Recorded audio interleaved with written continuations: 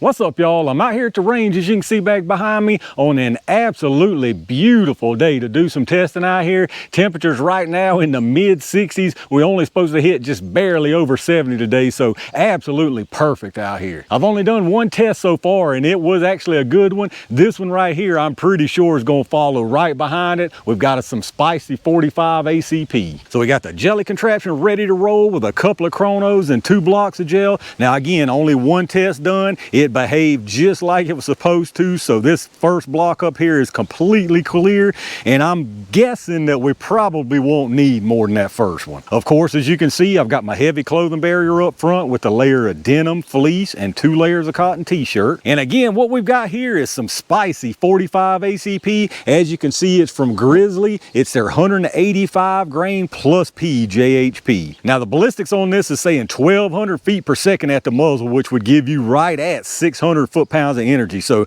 this is a nice 45 ACP if we get that.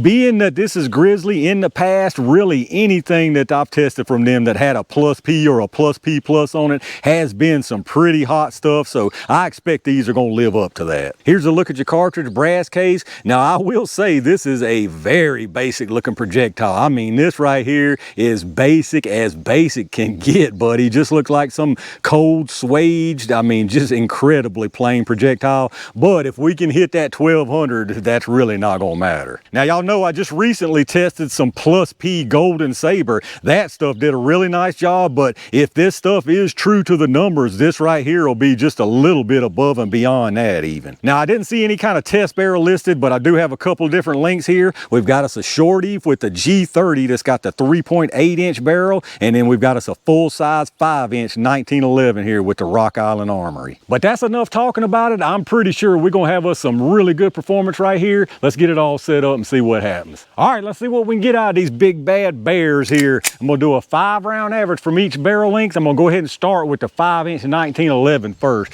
Now remember, they're saying 1200. I wanna see 1200 out of this 5 inch. I got a good feeling that we're going to.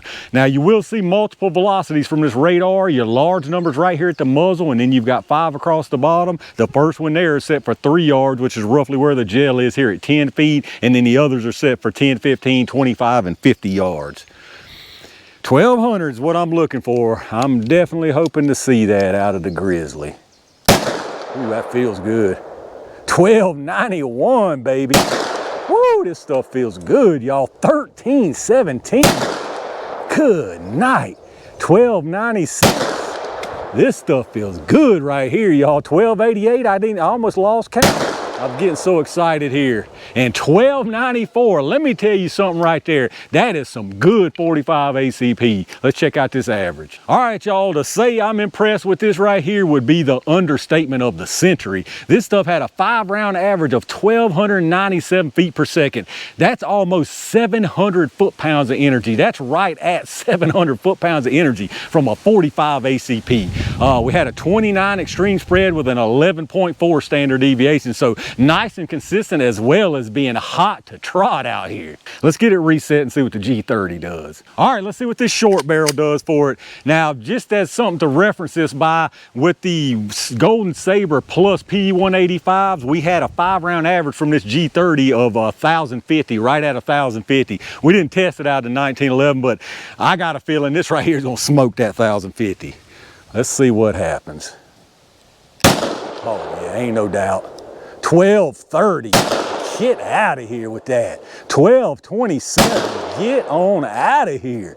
1243, 1228, good day, y'all. And 1243, that's out of a G30. This stuff right here is absolutely no joke. Let's check out this average. All right, y'all, stuff like this would leave a lot of people speechless, but y'all know me, that's probably never gonna happen. It leaves me more tongue-tied because I got so much to say, I don't even know where to start. We had a 5-round average on this stuff of 1234 feet per second, a 16 extreme spread with an 8.3 standard deviation. Incredible consistency from both both of these barrel lengths, that's over 600 foot-pounds of energy from a G30 45 ACP. But 1234 here, and if you remember out the 1911, it was 1297, so you're talking about 63 feet per second difference. That totally adds up based on the weight and the caliber right there. I mean, what is there to be said? This stuff is going to do an absolutely fantastic job in the gel. Well, let me get it all set up. Y'all know what time it is. All right, y'all, from Viet Cong to King Kong, with this stuff here, you can't go wrong. Jelly time. We'll put one of each into the gel, starting with this 1911 first. There's absolutely no doubt in my mind. We're going to see some good stuff right here, probably around 15, 16 inches. It might sneak into that second block, but if it does, it won't be from lack of expansion. It'll just be from pure brute force. I mean, that stuff is just, that's some power. It just declosed that block completely. Let's check it out.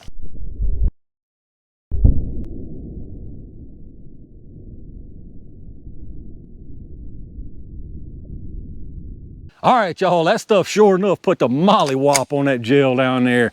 You can't even hardly recognize the projectile. I mean, it's a mangled up mess in that stuff.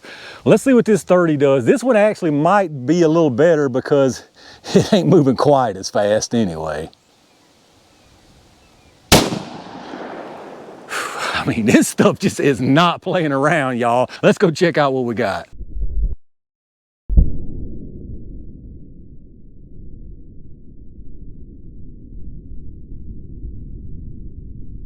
All right, let's check this stuff out down here, y'all. This is just some fantastic performance. I mean, this is incredible performance for 45 ACP. On the top here, that was the one from the 1911. As you can see, I mean, both of these just immediate energy dump. Huge, nasty energy dump right there. Disruption all the way through its track. Just from doing these tests, I can just tell when there's a bunch of energy that's been put down just because of all the little cavitation bubbles. This stuff put some serious energy down, buddy. It keeps on traveling. Probably, I'm gonna guess about 13 inches right there. A little bit of rebound, and that projectile is almost unrecognizable. It's so mangled up in all the pieces, you can barely recognize it. That being said, I don't see a lot of fragmentation. There could be some, but I don't see a whole lot. And then, of course, right up under that is the one from the G30. Again, this is just incredible. This is incredible performance from a G30 45 ACP. 600, nearly 600 foot-pounds of energy right here at the block even. And you got some massive expansion. Now, as you can see, big energy dump again. Huge immediate energy dump right here. But you did suffer on the penetration because of this huge expansion. I mean, that thing is just massively expanded. Not as much penetration as I would personally want. You probably only add about 10 inches right there. However, I'm kind of going to be the same way with this stuff as I am with real strong 10 mil that comes up short like this. With this type of energy level, I can forgive a little bit of lack of penetration because that right there is going to put a serious hurting on something. But let's see just how much we're talking about here. One on the top from the 1911, actually that one a little further than I thought it did. That one's exactly 12 inches. So right at 12 inches there. The one on the bottom from the G30 is at 9 1/4. So again, I would personally like to see a little bit more than that, but with that kind of energy, that kind of energy dump right there, I think you're still probably good to go with that. And here's your close-up look. Again, just fantastic. This stuff is absolutely fantastic, y'all. I know I just keep on saying it, but it is. It just really is some fantastic performance 45 ACP. Just massive energy transfer from both of them.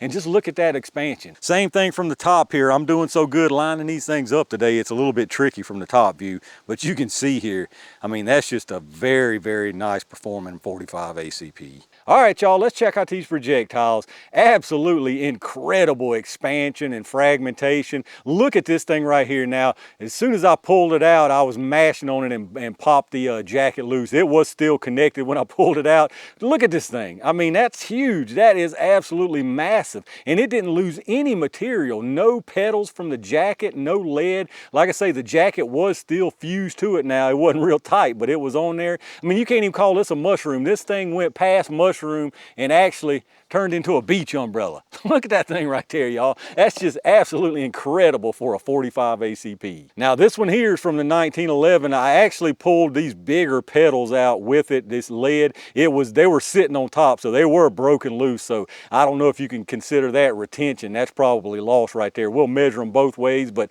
as you can see, I mean, this one too, absolute massive expansion, but the extra velocity from this one caused it to come on the rest of the way apart. You can see it basically kept the center and broke off all of this. And then here's your look with the jacket pulled off the bottom there.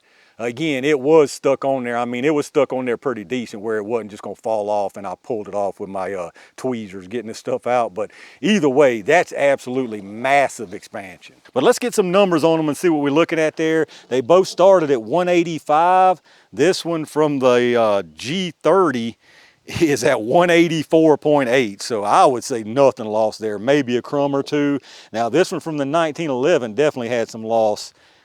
That right there is 122.2. Now if we do add this two lead pedals back, you've got 149.8. So either way, some pretty significant loss right there. And then as far as the size on them, there's gonna be a big difference right here. We'll start with this one from the G30. You got 823 and 814. So absolute massive expansion right there from that G30. And then this biggest chunk here from the 1911, you got 610 and 568. So even though you lost quite a bit, that's still a significant chunk of lead moving through something right there. And there you go, y'all, the Grizzly Ammo 185 grain plus P 45 ACP. This is some incredible performance from a 45 ACP. This right here rivals the energy level of my 180 grain Buffalo Bore 10 mil. I mean, that's just insane right there, y'all. Now, as far as performance in the gel, I would still take my 10 mil just because of the extra penetration. But like I said, again, with this kind of energy, that kind of quick, immediate energy dump, I don't think there's in any kind of scenario that you're going to be in, especially when you're talking two-legged stuff, where you're going to be in any kind of trouble of this not performing like you need it to. All right, y'all, this one right here makes it 2 for 2 as far as getting some good performance out here today. There really ain't much left to say right here. This is fantastic performance, absolutely fantastic performance for a 45 ACP.